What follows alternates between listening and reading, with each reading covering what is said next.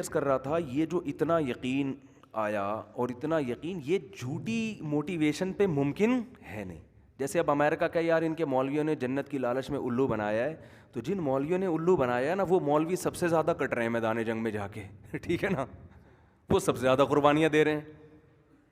سمجھ رہے ہو, ان کی چاہت ہے کہ ہم جائیں پہلے, ہم فرنٹ پہ ہوں, ہماری شہادت, دعائیں مانگ رہے ہیں شہادت کی.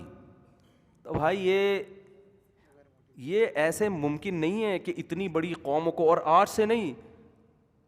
اصل بات میں جو کر رہا تھا کہ یہ یہودیوں نے جو پوری دنیا پہ حکومت کر لی, یہ بھی اسی وقت ممکن تھا جب ان کو یقین تھا کہ ہم لڑ کے شہید ہو کے جائیں گے کہاں, جنت میں.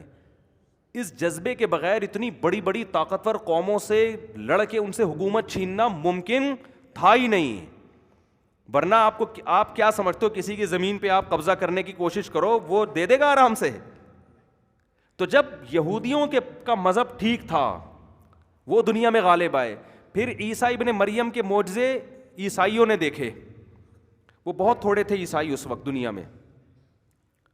یہودیوں نے ان معجزوں کو دیکھ کر انکار کیا, حالانکہ یہودی مانتے تھے, جانتے تھے یہ اللہ کے برحق نبی ہیں. تو وہ مجرم ہو گئے نا. اب ان کو اندازہ ہو گیا کہ ہم غلط دین پر ہیں. اب جب آدمی کو پتہ ہوتا ہے میں غلطی پر ہوں, تو لڑنے کے لیے جو موٹیویشن چاہیے وہ موٹیویشن اس کے پاس نہیں ہوتی. کیونکہ لڑائی دو طرح سے ہوتی ہے, یا تو موٹیویشن تگڑی ہو, یا اسلحہ اتنا ہو کہ آپ کو پتہ ہے کہ محلے کا بدماش میں ہوں, صحیح ہوں غلط ہوں, حکومت میرے پاس ہی آئے گی.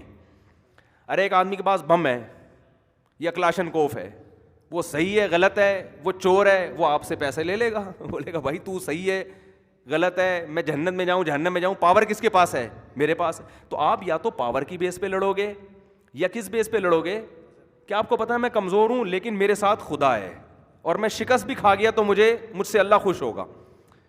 تو اب دیکھو عیسائی دنیا میں کتنے تھوڑے تھے. ایک عیسیٰ ابن مریم پہ چند لوگ ایمان لائے نا, اور پوری یہودیوں کی حکومتیں کھڑی ہوئی تھیں ان کے مقابلے میں, اسرائیل کی, یروشلم کی, فلسطین میں جو ان کی خلافت تھی. لیکن عیسائیوں کی وجہ سے وہ خلافت دھڑام سے نیچے آئی ہے, حالانکہ اتنے تھوڑے تھے, ایسے پھیلے ہیں.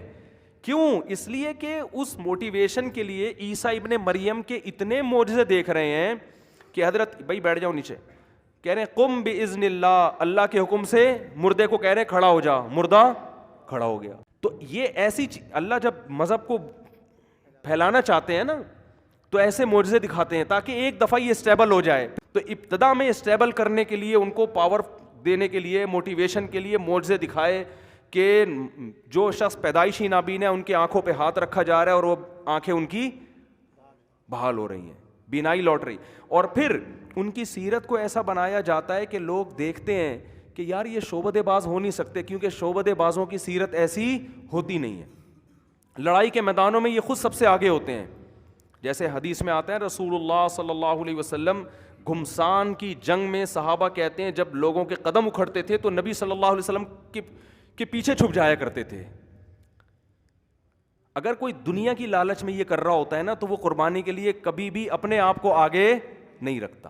وہ کہہ رہا ہے میں ہی مر گیا تو یہ تو سارا کیا کرا ہے ختم, میں مرنے کے لیے تھوڑی کر رہا ہوں یہ سب کچھ. یہ وہی کرتا ہے جس کو خود یقین ہو.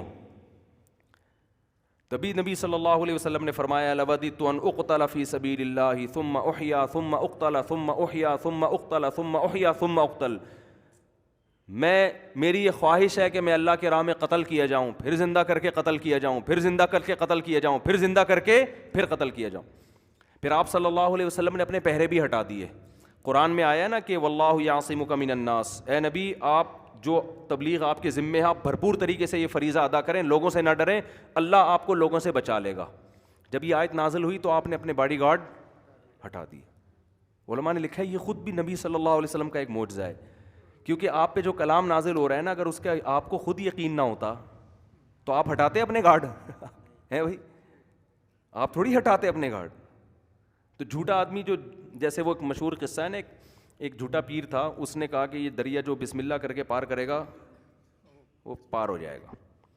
تو اس کے مریدوں کو کہیں اللہ پہ یقین ہوگا, بسم اللہ کیا پار ہو گئے, اللہ نے کوئی مدد کی ہوگی, کرامت ہو گئی ہوگی. تو اب مریدوں نے کہا حضرت اب آپ بھی بسم اللہ کر کے آئیے. وہ محترم کی ہوا اکھڑ گئی کہ بھائی میں مرمرا نہ جاؤں. تو پول پٹیاں کھل گئی نا. تو ہوتا کیا ہے کہ حضرت عیسیٰ ابن مریم کے معجزے دیکھے، بالآخر عیسائی اس بات کے گواہ ہیں، یہودی اس بات کے گواہ ہیں، یہ مذہبی کتابیں نہیں، یہ تاریخ بتاتی ہے کہ دنیا میں خلافت پھر کس کی قائم ہوئی ہے؟ عیسائیوں کی. پوری دنیا پہ راج کس نے کیا ہے؟ عیسائیوں. تو یہ اتنی کمزور قوم اتنی بڑی بڑی طاقتوں سے لڑ کے جو پوری دنیا پہ غالب آئی، یہ اس کی علامت تھی کہ عیسیٰ ابن مریم سچے نبی تھے، سچا دین لے کر آئے تھے، اور اللہ نے ان کی سچائی کو پوری دنیا کے سامنے ظاہر کر دیا، ورنہ اس کے بغیر یہ ممکن نہیں تھا. اور اس کے بعد جب اسلام دنیا میں آیا تو محمد صلی اللہ علیہ وسلم سے زیادہ کوئی کمزور ہو سکتا تھا؟ 13 سال مکہ میں اپنی جان بچانا مشکل، اتنے کمزور کہ مدینہ سے ہجرت کرنے کے لوگ قتل نہ کر دیں. لیکن آپ دیکھو وہ تھوڑے سے لوگ ہیں، لیکن کیا ان کی آگ بھر دی ان کے اندر ہے بھائی. نہ ان کے پاس تہذیب، ایسے لوگ تھے جن پہ کوئی حکومت کرنا پسند نہیں کرتا تھا کہ ان قبیلوں کو ایک میز پہ اکٹھے بٹھا کے کھلانا ممکن نہیں ہے. سمجھ رہے ہیں بات کو کہ نہیں سمجھ رہے؟ گھوڑا آگے دوڑ لیا تو اس پہ پھڈا ہو گیا، قتل کیا تو لامتناہی قتل کا سلسلہ. اتنی سخت قوموں کو آپ متحد نہیں کر سکتے. لیکن محمد صلی اللہ علیہ وسلم کے ہاتھ پہ جو معجزے ظاہر ہونا شروع ہوئے، عربوں کو یقین آنے لگ گیا بھائی یہ خدا کے سچے نبی، اب یہ جو کہیں گے وہی ہوگا. آج ہم نے فجر کے بعد ہم حدیث کی تعلیم کرتے ہیں نا، تو اس میں حدیث آئی کہ حضرت انس رضی اللہ تعالیٰ عنہ جنہوں نے نبی کی 10 سال خدمت کی ہے، وہ حدیث سنا رہے بصرہ میں نا. حضرت انس پھر بصرہ چلے گئے تھے، تو نبی صلی اللہ علیہ وسلم کے انتقال کے بعد ان کی عمر بہت لمبی تھی، 100 سال کے قریب حضرت انس کی عمر تھی. تو جو صحابہ بالکل آخر میں دنیا سے گئے ہیں نا، ان میں حضرت انس ابن مالک بھی ہیں. تو یہ بتا رہے ہیں کہ غزوہ احد کا واقعہ سنا رہے ہیں کہ نماز کا وقت تھا، اپنے ساتھیوں کو سب کو نا بتا رہے ہیں، نماز کا وقت تھا اور وضو کا پانی نہیں تھا، تو ایک پیالہ منگوایا گیا، اس سے سب وضو نہیں کر سکتے تھے. تو رسول اللہ صلی اللہ علیہ وسلم نے اس پیالے کے اندر اپنی انگلیاں داخل کی اور انگلیوں سے پانی ابلنا شروع. لوگ وضو کرتے جا رہے ہیں، وہ پانی ختم ہونے کا نام نہیں لے رہا. انس ابن مالک جب یہ حدیث بیان کر رہے ہیں، کوئی ایک صحابی بھی ان کی تردید نہیں کر رہا کہ نہیں آپ غلط کہہ رہے ہیں، ایسا نہیں، کیونکہ بہت سارے لوگوں نے اپنی آنکھوں سے دیکھا یہ واقعہ. اور جب یہ واقعہ انس ابن مالک سے بیان کیا جاتا ہے تو اسلام نے ان واقعات کو ایسے بہترین انداز سے محفوظ کیا کہ پوری سندیں ان واقعات کی محفوظ کر لی. یعنی عیسائیت کی تاریخ آپ پڑھیں گے، جو تاریخ دان ہے کتابیں لکھ رہا ہے بس، لیکن اسلام کی پڑھیں گے نا، حدثنی فلان قال حدثنی فلان قال حدثنی فلان. جیسے میں ایک بیان کرتا ہوں نا، اسلامی تاریخ تو ایسی خاندانی محفوظ ہوئی ہے کہ اس سے زیادہ حفاظت کسی تاریخ کی ممکن تھی نہیں. کیونکہ اب اللہ کا آخری مذہب آیا نا دنیا میں، اللہ نے کہا ایسی حفاظت کر کے دکھاؤں گا کہ گورا بھی منہ میں انگلیاں ڈال دے گا، بولے گا یار ایسی کسی ہسٹری کی حفاظت کا تصور